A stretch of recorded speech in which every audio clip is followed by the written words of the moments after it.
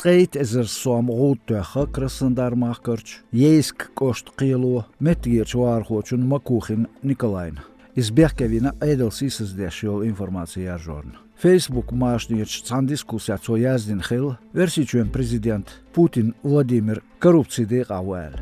Qielošie sacam huattin dēq dā palīci belhoš jāzdinš protokoli raportī buhtē. Jāts jēten Makuchin joznušn ekspertīza.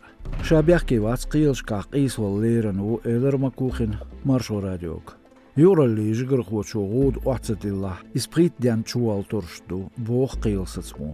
Halho Krasnodarmachka izbjekti harčir cigarč waarhočun gamer levna.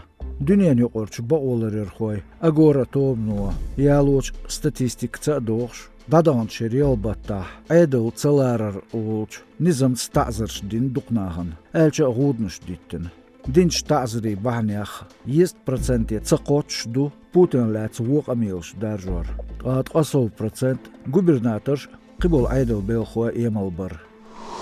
G'alg'aychur biznes xo Palankoyev Hasan Behke va aydelu stagvi g'ayr kacherna terror to'g'irshida to'p qollarni izg'och qitsaytstagus to'q dechgan batta ekstremizmon da'voyach urg'alli g'alg'aychur de kugolxo Eljerkiv Ibrahim Vegwartan jöpi izg'och ne'gdeqa Eljerkiv vir stoq gura Moskva Otsxenal itbut halqa awater izvi kiloyern Behke botalımç G'alg'aychur batal haji verdir murch Talmo bare g'alg'ay e-center kugulxo Eljerkiv vin xilmeg izbatal haji lider Bilkharoyev Ibrahim Vinchi deqa xiltavul shiolch shekvants Rostov mahkarch nabahteshin tehaush xil Dakhaev muslim qaqbatta qobru tallam izolatorya Dakhaev lecer stoq gurah pachaq ayle oriaqan Isht bowzitin tsundu halbaqan beq tsun advokat Nabahti urxalli direktor Gauss Maksimianka Valeris halxoxa aytir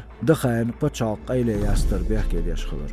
Çuhaç huquqi ministraliyerch Nitsqi inal mayor Dagestan xo Gazgumki Dakhaev muslim Rostov mahkarch nabahti kugo xochun darje huatir Shezer beritol shir aq